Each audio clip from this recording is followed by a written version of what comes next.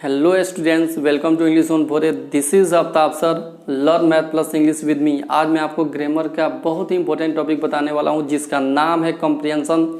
Comprehension को unseen passage भी कहते हैं और इससे 12th के फाइनल एग्जाम में एवरी ईयर 4 मार्क्स के क्वेश्चन पूछे जाते हैं। सबसे पहले मैं कॉम्प्रिहेंशन बनाने के रूल्स को बताऊँगा, इसके बाद से मैं एक एग्जाम्पल दूँगा और फिर लास्ट में हम लोग 4 क्वेश्चन का आंसर देंगे। सबसे पहले जो भी पैसेज दिया रहेगा उसे हमें 2 से 3 बार ध्यानपूर्वक पढ़ना चाहिए।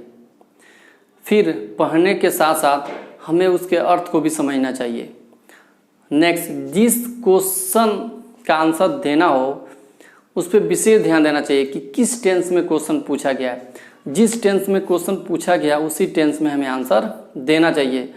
लास्ट में जो भी क्वेश्चन हम लिख रहे हों कोशिश करना चाहिए कि वो अपने शब्दों में ही हो और शुद्ध हो और आंसर हमेशा फुल सेंटेंस में ही लिखना चाहिए। तो आइए कॉम्प्रिहेंशन को देखते हैं जो एवरी ईयर 4 मार्क्स के पूछे जाते हैं। यहाँ पे मैंने लिखा हुआ है read the passage and answer the questions that follow. सबसे पहले पैसेज को पढ़ें और अंत में सभी प्रश्नों का आंसर दें।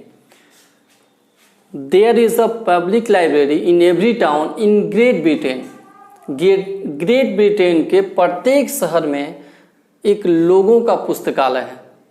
ग्रेट ब्रिटेन के प्रत्येक शहर में लोगों के लिए एक पुस्तकालय है। There are also branch libraries in most villages.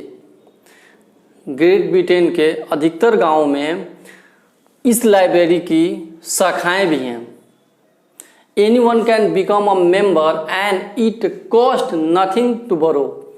कोई भी व्यक्ति इसका सदस्य बन सकता है और यदि पुस्तक को लेता है तो उसके लिए उसको कोई कॉस्ट भी नहीं देना है, कोई पैसे भी नहीं देने हैं। Only 3 books may be borrowed at a time. एक समय में कोई व्यक्ति अधिक से अधिक 3 बुक्स को ही ले सकता है, सिर्फ 3 ही किताबों को ले सकता है। बट ओनली 2 में बी नॉवेल्स, लेकिन 3 बुक्स में 2 बुक्स जो होंगे वो नॉवेल्स होंगे। If there are 4 persons in the family they can take home 12 books. यदि कोई परिवार है और उस परिवार में 4 पर्सन हैं, 4 व्यक्ति हैं, तो वे लोग 12 बुक्स को अपने घर ला सकते हैं।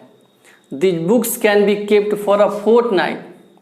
इन किताबों को वे लोग एक फोर्टनाइट तक रख सकते हैं। फोर्टनाइट मीन्स होता है 2 सप्ताह का समय, a period of 2 weeks. Fortnight means 2 सप्ताह का समय। This helps in providing the family with all the reading material that is needed. यह किताब जो है परिवार के सभी आवश्यक चीज़ों को प्रोवाइड करता है जो उनके लिए आवश्यक होता है। If at the end of the fortnight, यदि 2 सप्ताह का समय हो जाता है और कोई बुक जो है कोई व्यक्ति नहीं पढ़ पाता है, you have not finish reading a book you may renew it for another fortnight. यदि फोर्टनाइट के एंड तक आप किताब को समाप्त नहीं कर पाते हैं तो आप जो है अगले फोर्टनाइट के लिए, अगले 2 सप्ताह के लिए इस किताब को रीन्यू कर सकते हैं। अब इससे जुड़े हुए क्वेश्चन को देखते हैं। पहला क्वेश्चन यहाँ पे है who can become a member of a public library in great Britain.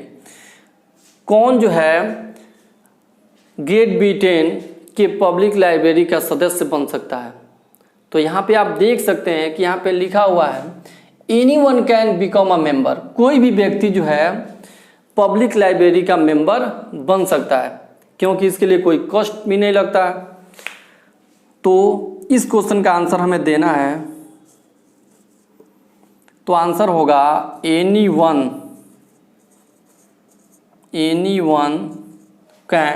Can become a member of a public library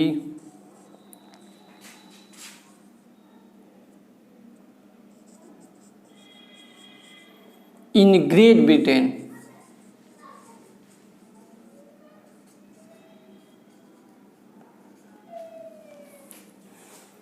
Anyone can become a member of a public library in Great Britain. Second question है how many novels may be borrowed at a time? How many novels may be borrowed at a time? आप यहाँ पे देख सकते हैं कि कोई व्यक्ति जो है अगर पब्लिक लाइब्रेरी का मेंबर बनता है तो वो कितने नॉवेल्स को ले सकता है? Only 2 may be novels.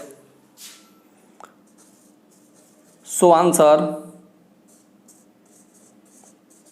2 novels may be borrowed at a time. 2 novels may be borrowed at a time. Next question है how much does it cost to borrow books? किताबों को लेने में कितने पैसे देने पड़ते हैं? तो हम लोग देख सकते हैं इस पैसेज के द्वारा कि किताब को अगर हम लोग लेते हैं तो इसके लिए कोई कॉस्ट नहीं देना है। सो इसका आंसर होगा it cost nothing to borrow books.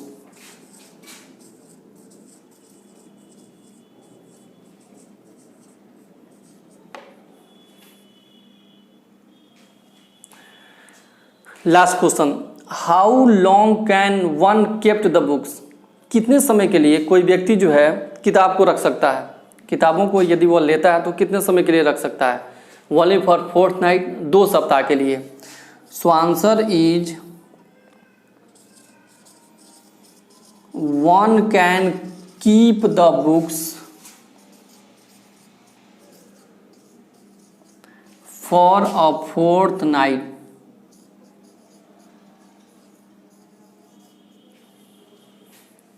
आप देख सकते हैं 4 क्वेश्चन है, प्रत्येक क्वेश्चन जो है यहाँ पे आप देख सकते हैं कि 4 क्वेश्चन है और सभी क्वेश्चन का आंसर यहाँ पे आप देख सकते हैं कि 4 क्वेश्चन है और हमें मिलेंगे 4 मार्क्स। यदि हम सही तरीके से प्रत्येक क्वेश्चन का आंसर देते हैं तो हमें 4 मार्क्स मिलेंगे।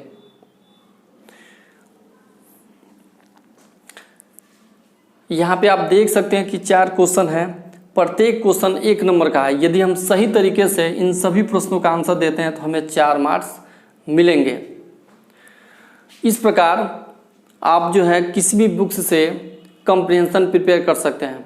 इसके लिए सबसे पहले जो भी पैसे दिया हुआ होगा उसको आपको जो है 2 से 3 बार पढ़ना चाहिए, इसके अर्थ को समझना चाहिए, फिर जिस टेंस में क्वेश्चन पूछा गया उसी टेंस में आंसर देना चाहिए और हमें क्वेश्चन का आंसर अपने अनुसार देना चाहिए। बहुत सारे विद्यार्थी क्या करते हैं कि इसी में से सेम टू सेम सेंटेंस को क्या करेंगे, लिख देंगे, तो वह उतना सही नहीं हो पाता। इसलिए हमें अपने सेंस के अनुसार आंसर देना चाहिए।